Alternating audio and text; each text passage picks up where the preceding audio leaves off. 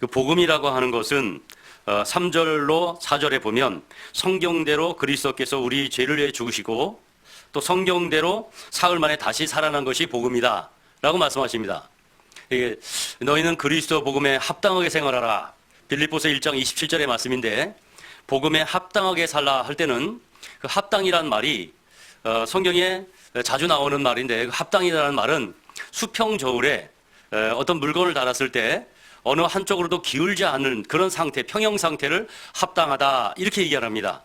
그러니까 복음에는 두 가지가 있는데 십자가의 죽으심과 우리를 위한 부활하심, 이것이 어느 하나의 균형을 잃지 않고 이게 합당하게 우리의 삶에 두 가지를 함께 누려야 되는데, 나타내야 되는데, 우리는 대부분 주님이 우리 죄를 위하여 죽으셨다고 하는 것, 그래서 우리가 천국에 가게 됐다는 그 은혜의 말씀은 많이 간직하고 있는데 부활에 대해서는 크게 생각하지 않는 경향이 좀 있습니다. 그래서 합당하게 생활하게 하려면 주님이 우리 죄를 위하여 죽으셨다고 하는 그 복음의 사실과 또 우리를 위해서 사흘 만에 다시 살아나셨다고 하는 부활에 대한 것도 함께 우리가 누릴 수 있어야 됩니다.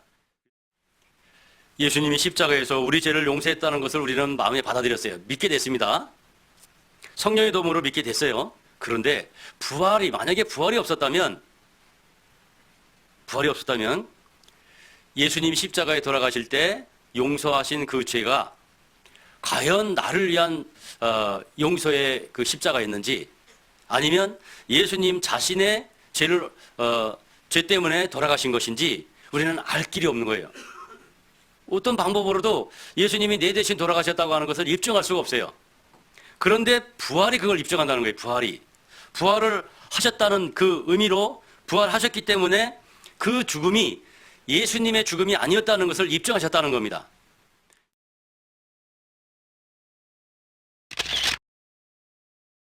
부활은 베드로는 3번 부인했죠. 그랬던 베드로가 어떻게 죽음도 두려워하지 않는 믿음을 갖게 됐을까? 어떻게 그런 믿음을 소유하게 됐을까? 알고 봤더니 부활이 있었다는 거예요. 부활. 예수님이 부활하는 걸 보고 이제는 나는 이제 죽음 같은 건 두려워하지 않게 됐어요. 예수님은 죽으실 뿐만 아니라 부활하셨거든요. 그걸 보고 베드로는 완전히 달라졌어요. 3번 부인할 때만 해도 심히 통곡했죠. 내가 예수님을 사랑했고 예수님을 위해 죽기까지 할 정도로 내가 사랑한다고 분명히 고백했는데 정작 그런 일이 있을 때 예수님을 사랑하는 것이 아니라 자기를 더 사랑하고 있었다는 걸 알게 됐어요. 그래서 심히 통곡했죠. 그런데 그런 예수님이 부활하셨어요. 그래서 이제 베드로는 믿음의 확신을 갖게 된 거예요. 성결의 용어로는 죽은 자 가운데서 부활하여 능력으로 하나님의 아들로 인정되셨으니, 부활로 인해서 예수님이 하나님의 아들이다 하는 게 인정됐다는 거예요. 그죠? 그렇죠? 예수님이 죽으셨다면은 하나님의 아들인지 알 수 없었어요. 근데 부활하셨기 때문에 우리한테 너무 기쁨이 되고 산소망이 되는, 죽음으로 끝났으면 정말 아무것도 아닌데 살아나셨어요. 이게 얼마나 큰 기쁨이 된 거예요. 그런데 그것으로 인해서, 부활로 인해서 예수님이 하나님의 아들이다 하는 믿음의 확신이 생긴 거죠. 부활하셨을 뿐만 아니라 승천에 가셨으니까 이분이 하나님의 아들이다. 그러니까 베드로는 이제 죽음도 불사하는 거죠. 죽음이 두렵지 않게 된 거예요. 믿음이 너무 확실해진 거예요. 부활로. 하나님 독생자로 오셔서 그 깨진 안식일을 이루셨어요. 침례 받으시고 올라오실 때 이는 내 사랑하는 아들이요 내 기뻐하는 자라 그랬어요. 그런데 그분이 십자가에서 죽고 부활하심으로 하나님의 아들로 인정됐어요. 그것을 받아들인 많은 사람들이 하나님의 아들들이 되게 하셨다 그랬어요. 그러니까 우리가 하나님의 아들 된 거잖아요. 그러니까 우리가 십자가에 죽고 부활하심으로 우리도 하나님의 아들이 된 거예요. 근데 그 하나님의 아들이라고 인정이 될 때는 예수 죽음, 내 죽음, 예수 부활, 내 부활이 됐을 때 이는 내 사랑하는 아들이요 내 기뻐하는 자라 라고 인정하는 거라는 거예요. 아들이 됐어요? 네. 그래서 아들이라는 거예요. 그러니까 부활로 더 큰 소망이 생기는 거죠. 이 부활이 그렇게 우리에게 확신을 주는 거예요. 내가 이제 하나님 아들이구나. 이제 내가 하나님을 아버지라 부를 수 있게 됐구나.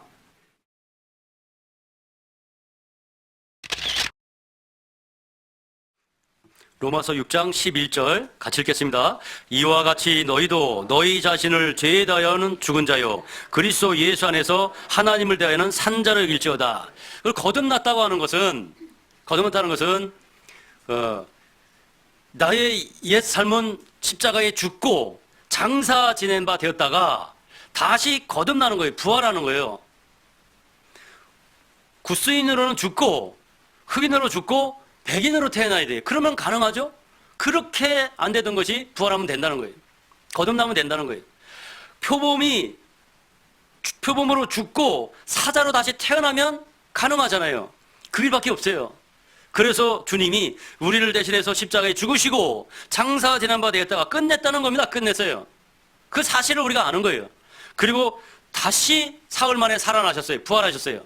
예수 죽음 내 죽음이 됐고 예수 부활이 내 부활이 된 거예요. 그래서 우리는 거듭났고 산 소망이 된 거예요.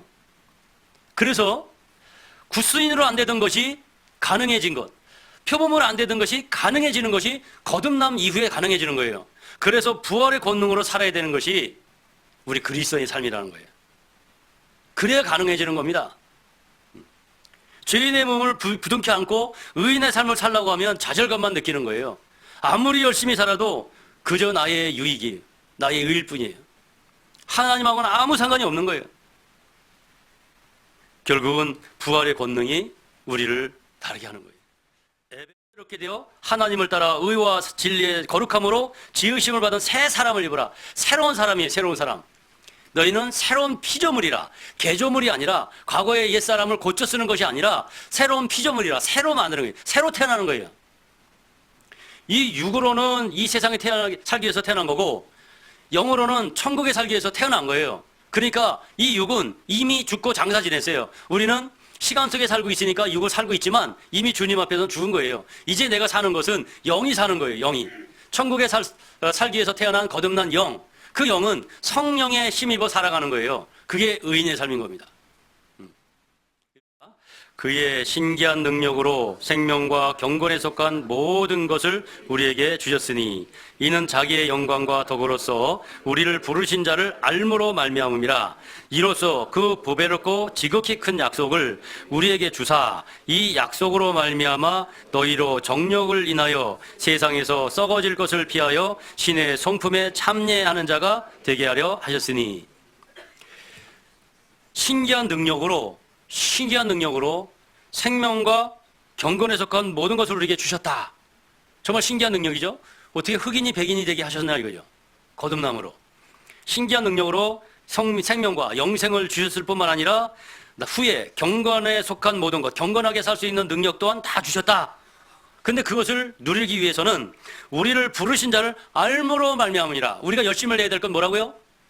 우리를 부르신 자를 알면 돼요. 알려고 노력하는 게 우리가 해야 될 일이다 하는 거예요. 벌써부터 무엇을 하려고 한 것이 아니라 하나님의 말씀을 잘 받아들이고 공급을 잘 받아들이고 하나님을 알면 알수록 점점 알아가는 가운데 하나님을 알기만 했는데도 삶이 변하는 것을 간증하시는 분들이 꽤 있으세요. 참 신기하지 않아요? 이게 신기한 능력이죠. 무엇을 하려고 한 것이 아니라 내가 미운 마음을 없애보려고 애쓴 것이 아니라 하나님을 알기만 했는데 잘 공급만 받았는데 그런데 그것이 되는 거예요. 그렇게 안 되던 것이 되는 거예요. 그게 놀라운 부활의 능력이다 하는 거예요. 알기만 했는데 마음이 변하고 삶이 변하는 거예요. 하나님의 말씀이 깨달아지면 반드시 깨닫게 하시는 하나님이시기 때문에 깨달은 말씀을 반드시 실천하게 한다 하는 거예요. 그러니까 실천이 먼저가 아니라 깨닫는 게 먼저라 이거죠. 깨닫기만 하면 바꿔주시니까. 우리가 열심을 해야 될 게 뭔지 우리는 그것부터 알아야 돼요. 그러면 이로써 신의 성품에 참여하는 자가 되게 하셨으니.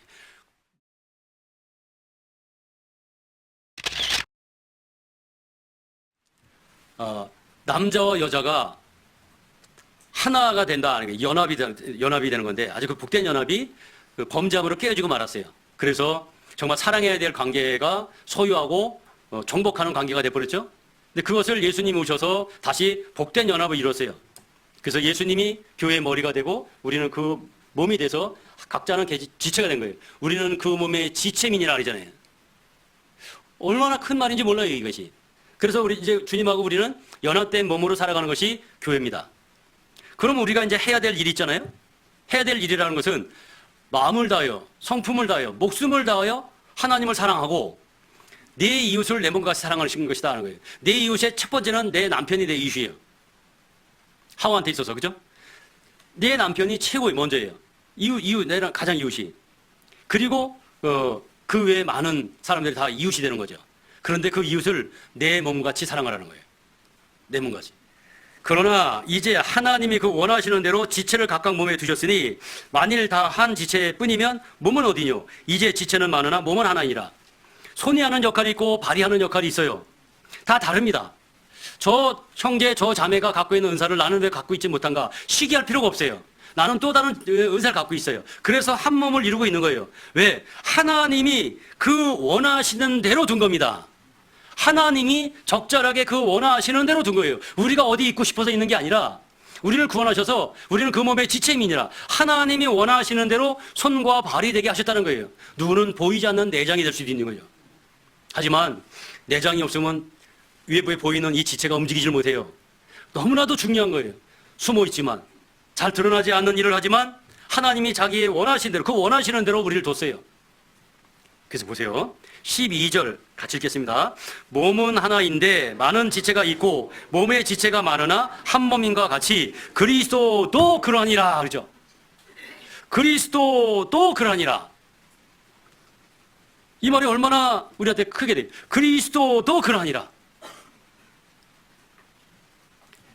예수님이 발가락이 다치면 우리 온몸이 아픈 것처럼 내가 고통을 받으면 주님이 더 고통받는다는 거예요. 한 몸을 이루고 있어요. 한 몸을 이루고 있어요.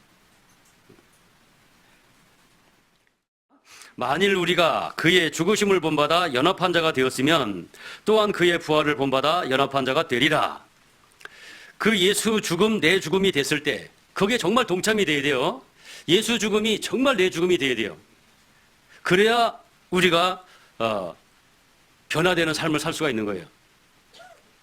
그와 같이 예수 부활이 내 부활이 돼야 돼. 그의 죽으심을 본받아 연합한 자가 되었다면 또한 그의 부활을 본받아 연합한 자가 되리라. 이 말은 아주 중요한 말입니다. 우리가 이 말씀만 잘 이해를 하더라도 부활의 권능으로 우리가 하나님을 슬프게 하는 일은 절대 안 할 거예요.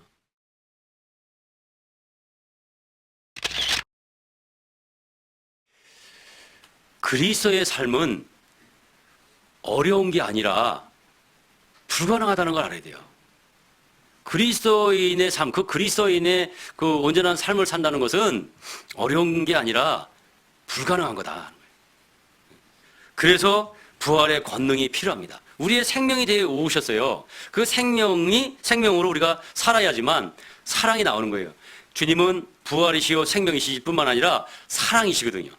그분의 생명으로 살아야 되는 거죠.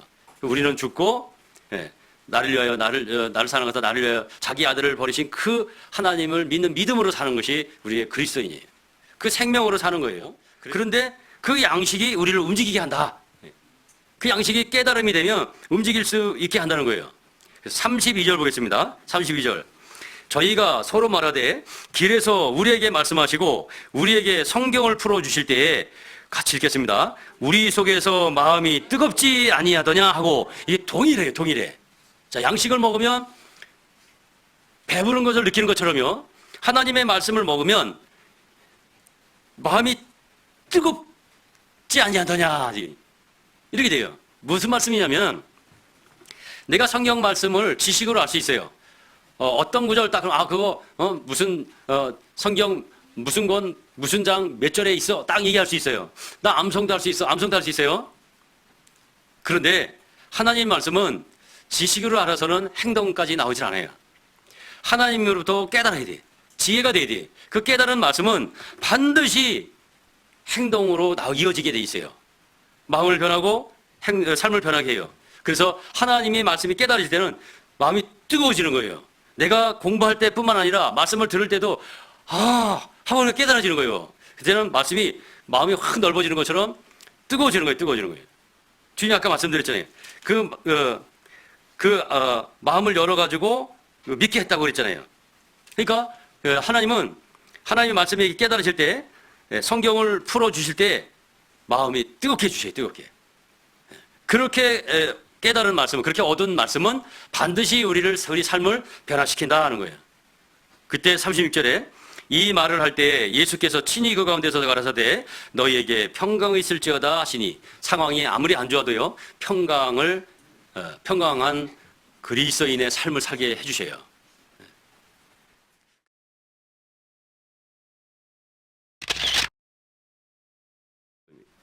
여기서 주님이 평안하뇨 그랬죠? 주님이 죽으시고 부활하심으로 우리에게 평강을 주시는 거예요. 그래서 가지가 포도나무에 붙어 있는 것은 어떤 부담을 주려는 게 아니라 안식을 주시려는 거예요. 안식. 우리는 포도나무에 안식하는 거예요. 저도 저라고 부활의 의미를 다 알겠어요? 그러지 못합니다. 정말 주님이 우리에게 주신 이 모든 것, 그것을 내가 다 의미를 알고 있느냐? 그렇지 않아요. 정말 다 안다면 제 삶이 더 다르겠죠? 제가 아는 만큼 저는 누리는 거예요. 제가 아는 만큼만 제가 이 주님이 주신 평안을 누리는 것뿐이에요. 그래서 제 인사말이 항상 평안하십시오라고 하는 거예요. 제가 아는 만큼 누리길 바라는 거예요. 여러분도 그것을 누린다면 당연히 전해주고 싶겠죠? 그래서 정말 그 평안을 누리게 될 때 서로가 그 누리는 평안을 서로 간증하고 누리게 되면 그것이 교제죠. 그러면 내가 못 누리는 부분도 저 자매나 저 형제가 누리는 것을 같이 누리게 돼서 점점 우리는 누리게 된다는 거예요. 그래서 이 의미를 하나하나 같이 알아가는 건 아주 중요합니다.